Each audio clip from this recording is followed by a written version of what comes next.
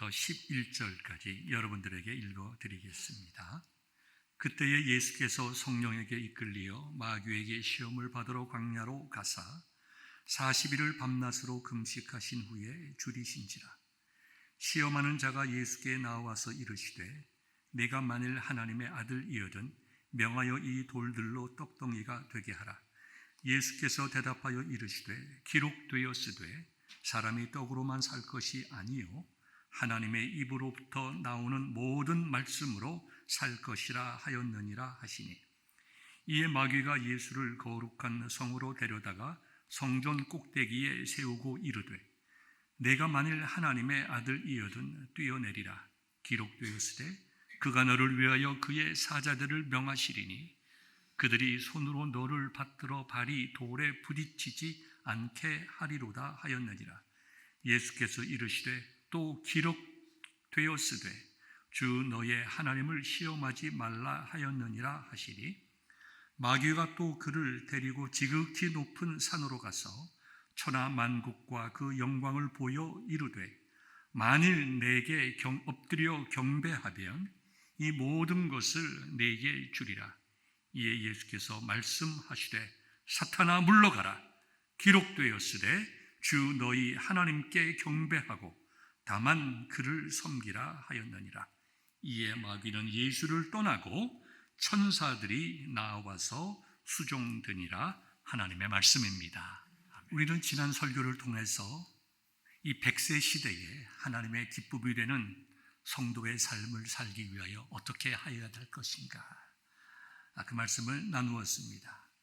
여러분들은 100세 시대에 우리가 은퇴한 후에 보통 30년 이상을 살게 될 터인데 그 많은 시간들을 어떻게 살아야 할 것인가, 제가 지난 시간에 여러분들 한번 생각해 보십시오 라고 말씀을 드렸습니다.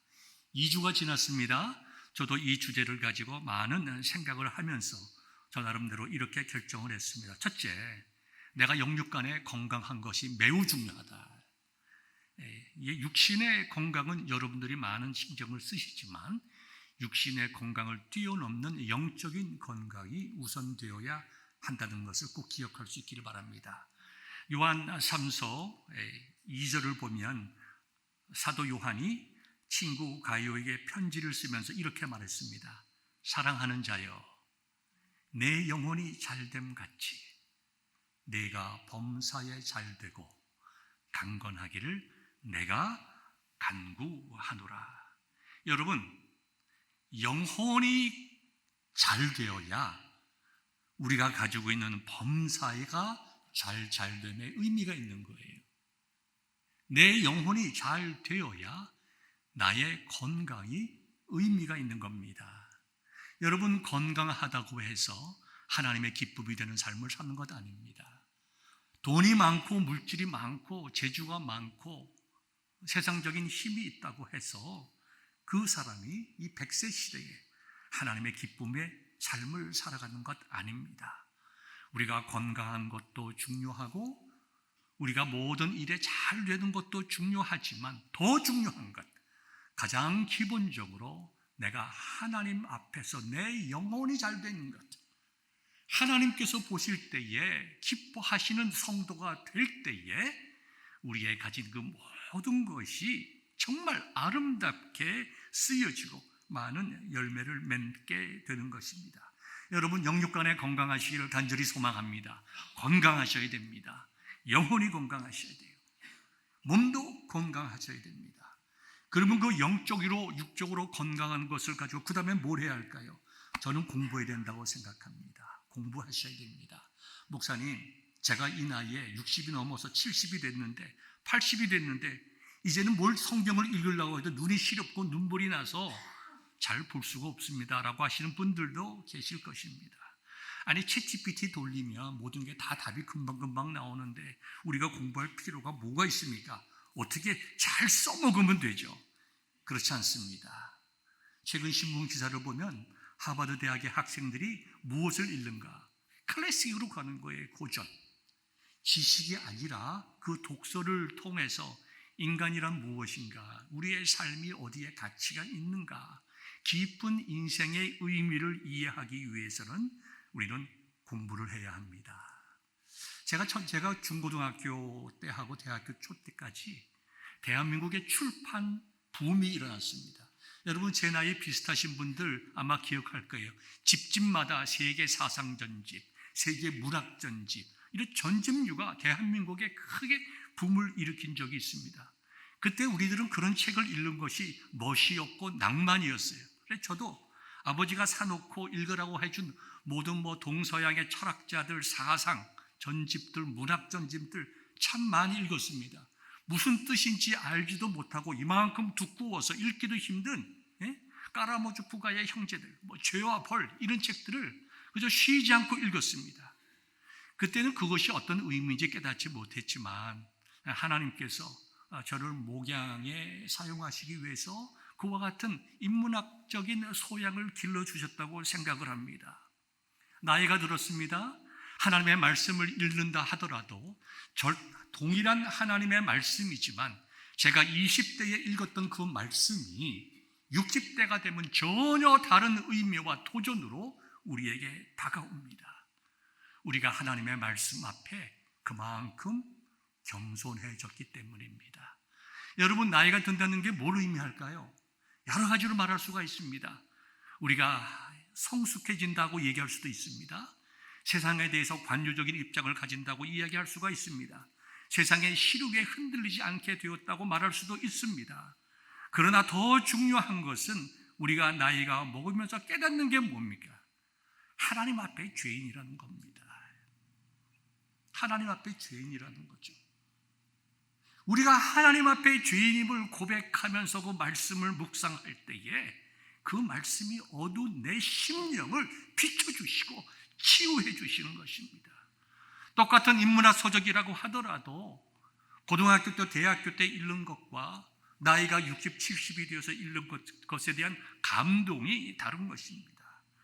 그래서 우리가 영적으로 육적으로 건강하고 두 번째는 우리의 많은 시간들을 통해서 우리가 여유가 있을 때에 우리는 하나님의 말씀을 깊이 묵상하고 우리가 인문학 서적 같은 것들을 읽고 책을 보시기에 좀 힘이 들면 좋은 내용들의 유튜브 많이 있잖아요.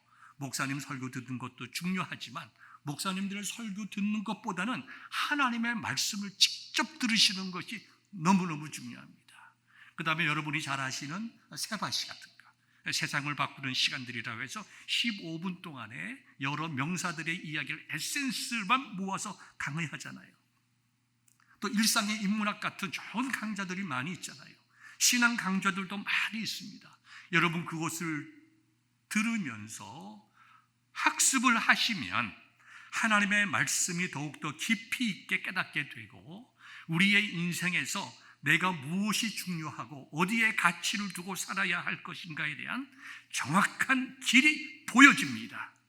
그리고 그 길을 붙잡고 기도할 때에 성령께서 우리를 하나님께서 기뻐하시는 삶을 살아가게 하시는 거예요.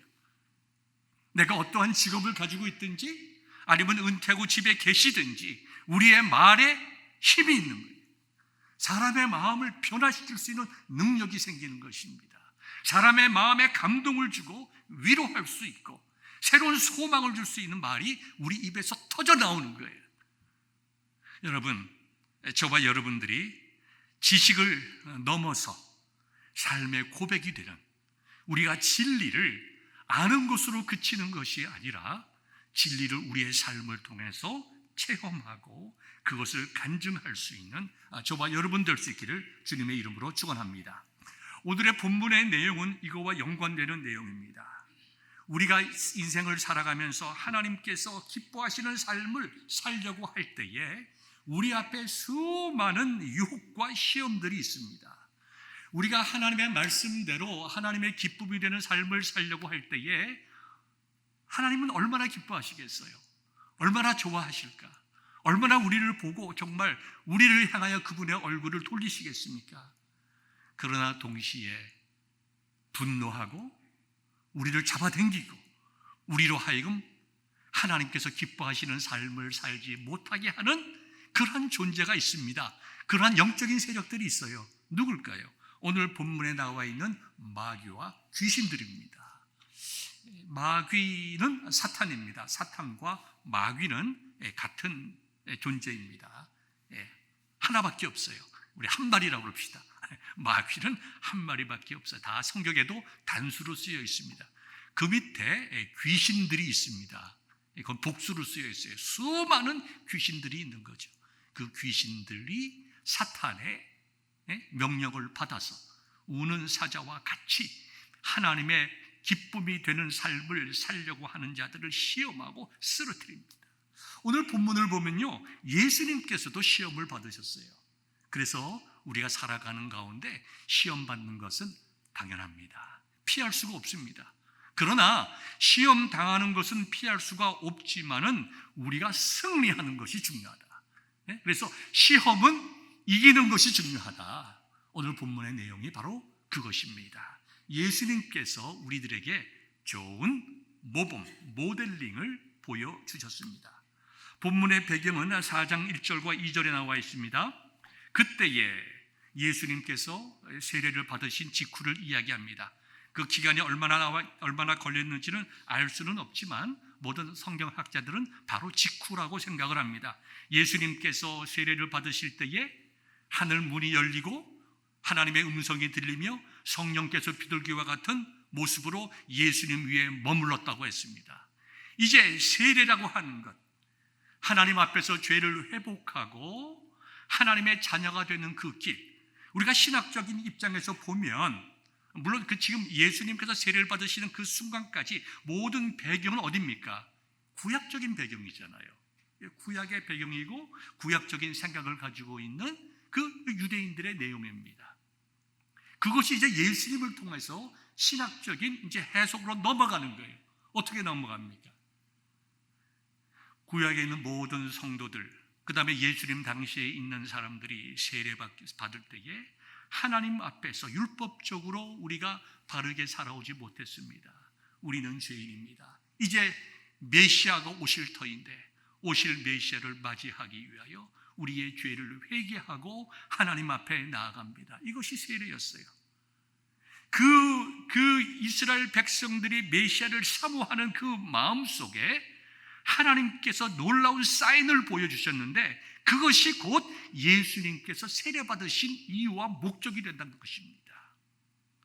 예수님께서 이 땅에 오셔서 참으로 우리의 죄를 용서해 주시는 분이요, 우리를 하나님께로 나아가게 하시는 길이요 진리요 생명이 되심을 보여주시며, 이 구원의 계획 속에는 성부, 성자, 성령 삼위일체 하나님께서 처음에 인간을 창조하셨듯이 새 사람을 창조하시기 위한 구원의 계획 속에 함께 역사하신다, 코퍼레이트 워크를 하신다는 것을 우리에게 보여주시는 것입니다. 그 후에 이제 예수님께서 이제 광야로 나가서 40일간 이렇게 금식하시면서 기도하셨습니다. 여러분, 이 마태복음의 이제 저자인 마태는 그 1차적인 그 대상, 이 편지를 읽는 1차적인 대상, 이 글을 읽는 1차적인 대상이 누구인지 알았습니다. 유대인들이죠. 그러니까 유대인들이니까 구약지에 대한 모든 지식들, 하나님께서 어떻게 그들의 민족을 인도하셨는가에 대한 지식이 많이 있는 사람들입니다. 그래서 지금 배경을 보면 이 글을 쓰는 마태와 이 글을 읽는 유대인들 사이에 굉장히 아름다운 영적 교감이 이 속에 나타나 있으면서 마태는 그 영적인 교감을 통해서 우리에게 중요한 하나의 메시지를 선포하고 있는 거예요. 그게 뭐냐 하면 광야에서 40일간 밤낮으로 금식하셨다라는 말을 쓰므로 이 글을 읽는 자들이 하나님과 구원자를 바라보게 하시고 예상하게 하셨다는 것입니다. 구약시대부터 광야라고 하는 것은 특별한 의미를 가지고 있습니다. 히브리 사람들, 유대인에게도 광야라고 하는 것은 고난의 장소이지만 세상과 구별되는 장소이고 거룩한 영적인 장소이고, 그러므로 기도하고 하나님의 말씀을 듣고 선포하는 장소라고 그들은 생각을 했습니다. 예수님에게 세례를 베푼 세례 요한 경우도 마찬가지였죠. 세례요한은 광야로 나갔습니다. 나가서 메뚜기와 석청을 먹었습니다. 다 척박한 광야의 음식이었습니다. 그래서 광야에 살면서 메뚜기와 석청을 먹으면서 구별된 삶, 나시인으로서 구별될 삶을 살면서 말씀을 선포했습니다. 어떤 말씀이었죠? 회개하라, 천국이 가까이 왔느니라 외쳤을 때에 그 외침을 수많은 사람들이 믿고 전국에서 세례 요한에게 모여들었다는 거예요. 원래 세례 요한은 위대한 사람이 아닙니다. 보통 사람입니다. 대단한 그 시대의 학자도 아니었고 율법자도 아니었고 귀족도 아니었습니다. 종교적인 특권 계급도 아니었습니다. 그러나 그 시대적인 배경으로 들어가 보면 메시아를 기다리는 간절한 소망이 정말 클라이막스에 다다랐을 때에 광야에서 하나님을 외치는 세례 요한을 보면서 사람들은 이분이 말라기 선지서에 기록된 바로 메시아가 오기 직전에 메시아를 선포할 엘리야와 같은 분이구나. 400년 동안 침묵하시던 하나님께서 이제 세례 요한을 통하여 오실 메시아에 대해서 우리에게 선포해 주신 거구나. 그 메시아를 맞이하기 위해서 내가 이제 죄를 고백하고 회개하고 세례를 받아야 되겠구나. 그래서 정말 전국에서 사람들이 몰려왔다는 것입니다. 광야에서 40일 동안 예수님께서 식음을 전폐하셨다고 하는 것은 그 당시의 민중들에게 있어가지고는 제일 먼저 하나님께서 이스라엘 백성들을 40년간 광야에서 훈련시킨 것으로 이해하게 됩니다. 모세가 하나님을 만나고 말씀을 듣기 위하여 40일간 광야에서 먹지도 마시지도 않았다는 것을 그들이 그 마음속에 그려볼 수가 있습니다. 그래서 예수님께서 40일 동안 밤낮으로 금식하셨다라고 하는 것은 이 글을 읽는 사람들의 마음속에 이제 예수님께서는 우리가 기다리던 바로 그 메시아이시구나. 이스라엘 백성들을 광야에서 낸 그 하나님의 위대한 모세처럼 이제 우리 민족을 구원할 메시아가 되시는구나. 이것을 그들로 하여금 깨닫게 했다 이거죠. 굉장히 아름다운 표현입니다. 굉장히 아름다운 표현이죠. 또 하나는 우리가 본문을 이해하기 위해서 반드시 알아야 할 것은 성령께서 예수님을 인도하셨다는 것입니다. 어떻게 보면 우리가 이 말씀을 잘못 이해하면 성령께서 예수님을 보호해 주시지 않고 사탄의 유혹으로부터 보호해 주시지 않고 막아 주시지 않고 예수님을 어떻게 내어 주실 수가 있는가? 하나님은 우리를 시험하시는 분이 아니라고 하셨는데 어떻게 성령께서 이와 같이 하실 수가 있는가? 여러분, 우리가 한국어로 말하면 그저 시험이란 말이 있지만 좀 더 이제 나누면 시험과 죄로 이끌기 위한 유혹이란 말로 우리가 나눠서 생각하면 쉽습니다. 예수님께서는 이제 사탄의 유혹을 받은 것이죠. 또 때로는 하나님께서 우리를 시험하셔서 우리를 연단하시는 경우도 있죠. 둘 다 동일한 원어를 가지고 있습니다. 동일한 그 그릭어를 사용하고 있지만 그 의도와 상황 속에서 이 해석이 달라지는 것입니다. 성령께서는 지금 예수님을 죄의 자리로 이끄시기 위해서, 시험을 받아서 실패의 자리로 이끄시기 위해서 지금 예수님을 광야로 인도하셔서 마귀에게 시험을 받게 하신 것이 아니라 성령께서도 매우 중요한 목적을 가지고 예수님을 광야로 이끌어 내셨습니다. 그 성령님의 그 의도를 아는 예수님께서는 그 성령님의 의도를 이루시기 위해서 40일 동안 먹지도 않으시고 마시지도 아니하시고 기도하셨다는 것입니다. 즉 하나님의 인도하심과 말씀에 온전히 순종하시는 예수님, 메시아의 모습이 여기 나타나 있습니다. 그리고 예수님께서는 그 마귀의 시험, 그 템프테이션을 이기셨습니다. 이기심으로 하나님의 영광을 드러내시게 되었다. 그러면 왜 마귀는 예수님을 시험했을까요? 마귀는 예수님께서 하나님이시라고 하는 것을 너무나 잘 알고 있었고, 또 오늘 본문을 보면 하나님 말씀도 너무나 잘 알고 있어요.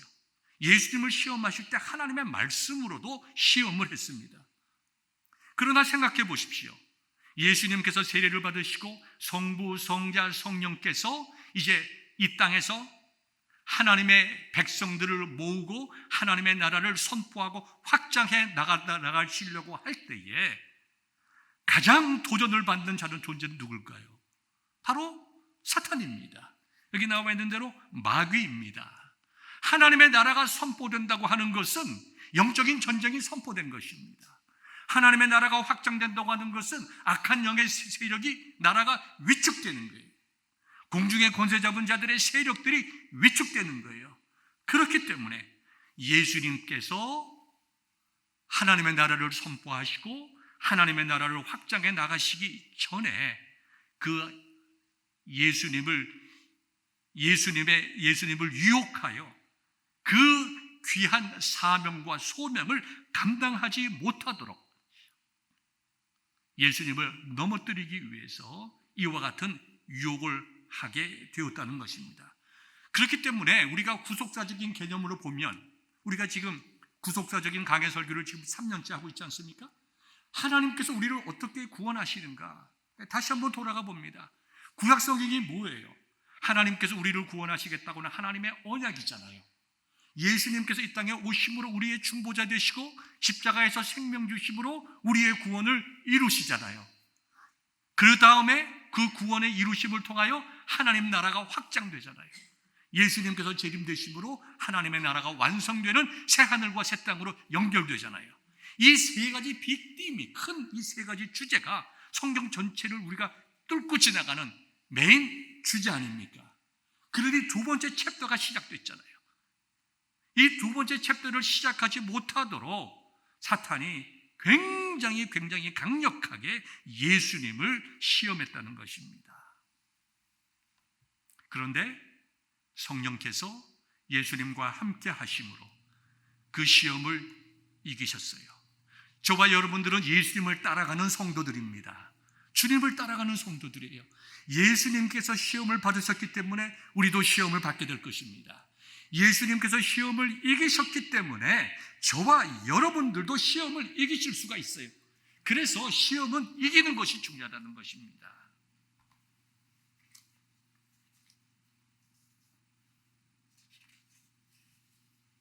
예수님께서 마귀를 이기시고 하나님의 나라를 선포하셨습니다.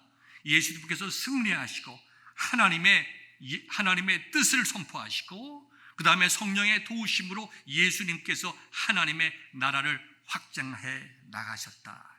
우리가 오늘 예수님께서 받은 세 가지 시험의 전체적인 내용은 그렇게 깊이 있게 다루지 않고 참 짧게 여러분들에게 말씀을 드리려고 합니다. 세 가지 시험 다 사탄이 하는 궁극적인 목적은 하나님에 대하여 불신케 하는 것입니다.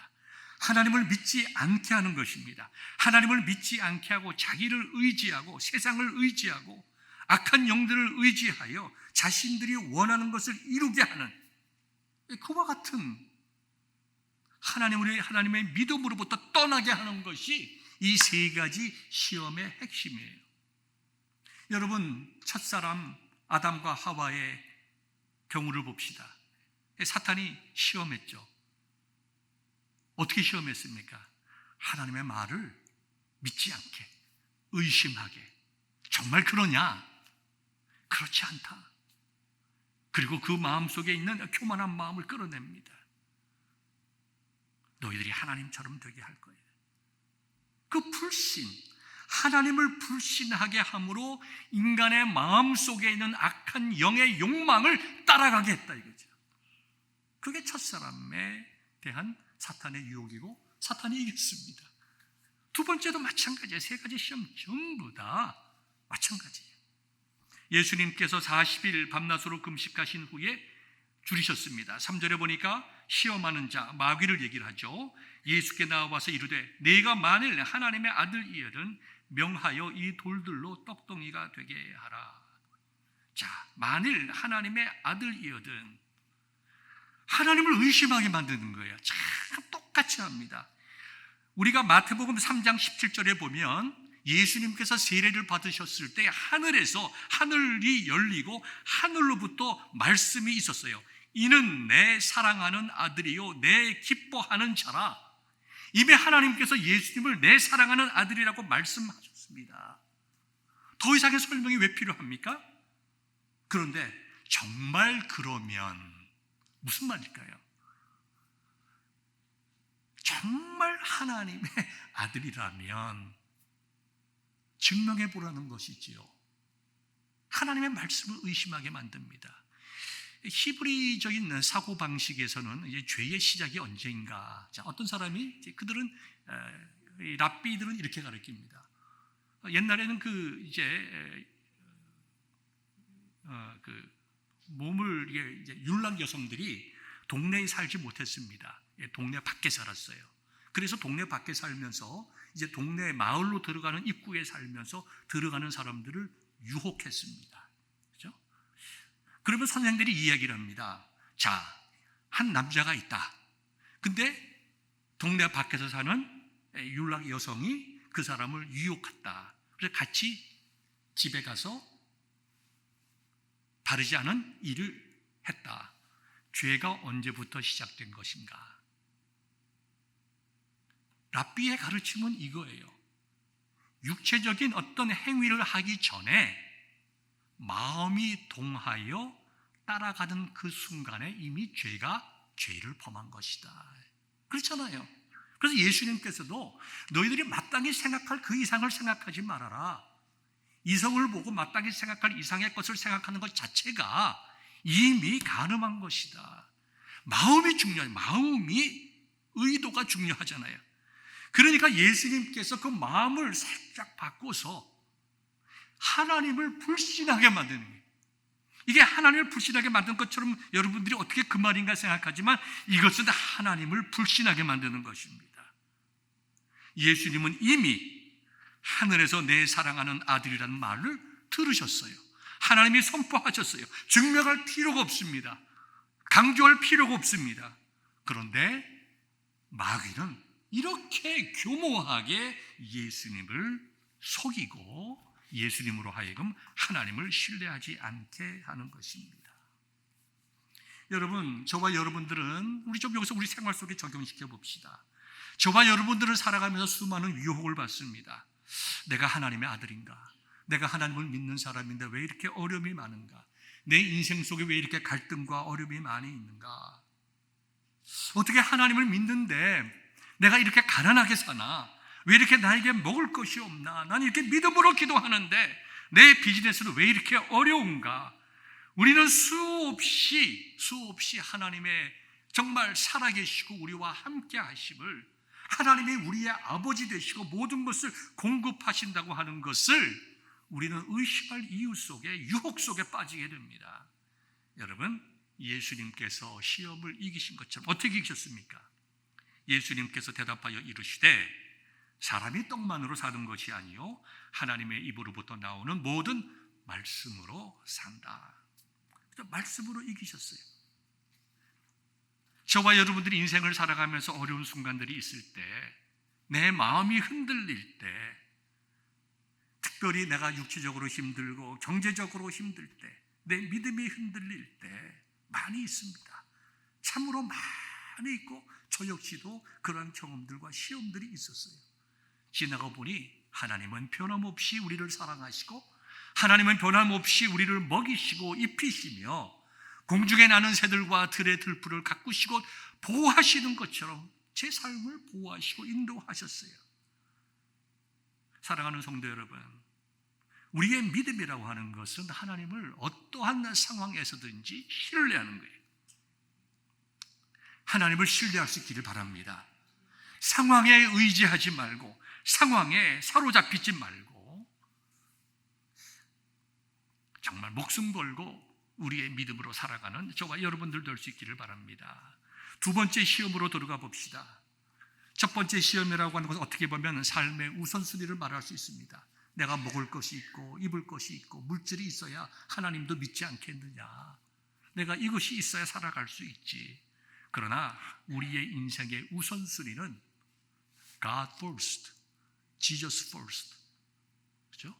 하나님 우선주의, 하나님이 우리의 인생 속에 가장 중요한 분이 되어야 합니다.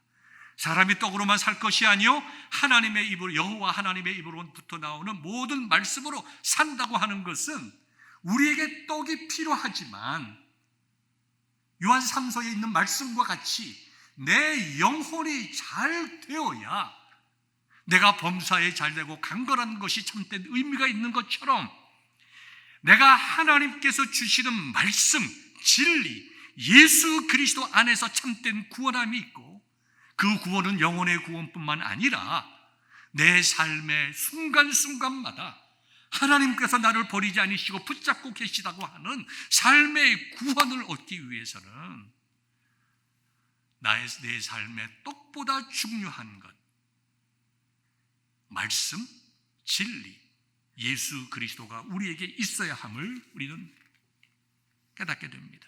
그랬더니 예수님께서 말씀으로 대답을 하셨더니 이제는 마귀가 예수님을 높은, 그죠? 예? 여기 보니까 뭐라고 기록되어 있습니까? 지극히 높은 산으로 가서, 아마도 성경학자들은 예루살렘에서 제일 높은 곳 데려와서 예루살렘에서 쭉 보이는 그 모든 것을 보여주면서 이제 예수님을 유혹하잖아요. 여기서 뛰어내리라. 시편 91편에 있는 말씀을 인용하죠. 뛰어내리더라도 너를, 그의 사자들을 보내어서 너를 다치지 않게 할 것이다. 하나님을 시험하지 말아라. 하나님을 시험하지 말아라. 하나님을 불신하게 하는, 거기서 왜 뛰어내려? 왜 뛰어내려? 뛰어낼 이유가 어디 있습니까? 하나님께서 예수님을 지키시고 보호해 주신다는 것을 마귀 앞에 증명할 필요가 뭐가 있습니까? 다 하나님을 불신케 하는 거예요.